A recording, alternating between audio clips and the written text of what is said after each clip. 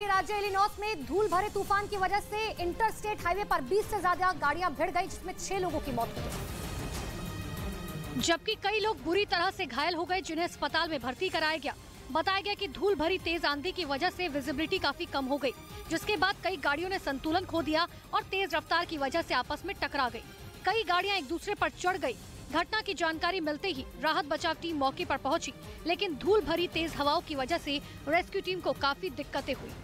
उधर जम्मू कश्मीर के कुपवाड़ा में एक घर में भीषण आग लगने से हड़कंप मच गया। घर में रहने वाले लोगों ने किसी तरह से भागकर अपनी जान बचाई, क्योंकि मकान में लगी आग तेजी से भड़कती ही जा रही थी।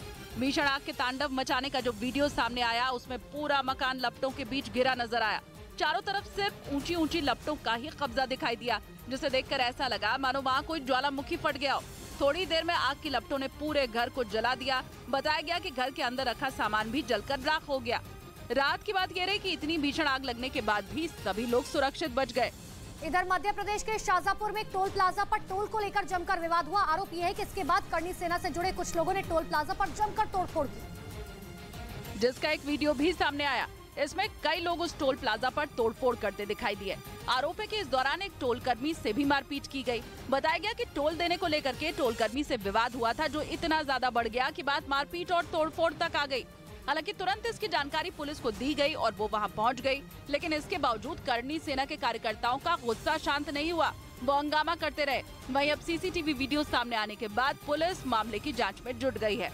इधर महाराष्ट्र के इगतपुर में चलते हुए एक ट्रक से बकरी चोरी करने का वीडियो सोशल मीडिया पर वायरल हो गया, जिसमें एक आदमी ट्रक से बकरी चोरी करता नजर आया। सामने आए वीडियो में वो एक ट्रक से सड़क पर नीचे उन बकरियों को फेंकता दिखाई दिया। ट्रक की रफ्तार तेज थी, लेकिन इसके बावजूद वो बकरियों को नीचे फेंकता रहा। कई बकरियों को उसने सड़क पर फेंक दिया, जिसके बाद उनका एक साथी कार लेकर ट्रक के करीब पहुंचा और उसे बड़ी ही चतुराई के साथ कार में बिठा लिया। इस दौरान ट्रक के ड्राइवर को भनक तक नहीं लगी। हालांकि वीडियो सोशल मीडिया पर वायरल होने के बाद पुलिस ने आरोपी के खिलाफ केस दर्ज कर लिया।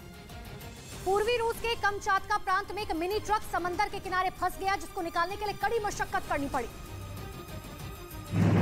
क्योंकि समंदर की तेज लहरें लगातार उसे झकझोर रही थी। लेकिन इसके बावजूद उस मिनी ट्रक को निकालने में पूरी ताकत झोंक दी गई।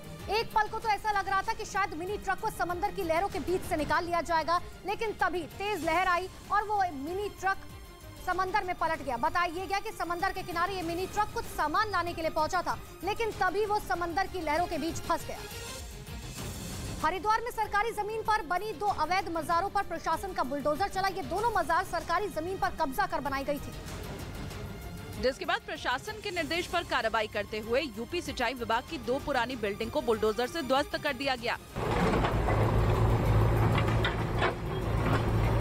इस दौरान प्रशासन और भारी संख्या में पुलिस मौजूद रही। तो धार्मिक चीजें थी जुड़ी हुई यहाँ पे, उसको प्रॉपर्ली दूसरी जगह शिफ्ट करवा दिया गया है। इस जगह पर मजारों की आड़ में पिछले कुछ सालों से धार्मिक गतिविधियां कर कब्जा किया गया था। मामले में यूपी सिंचाई विभाग के अधिकारियों की लापरवाही भी सामने आई, लिहाजा कुछ अधिकारियों से जवाब तलब किया गया।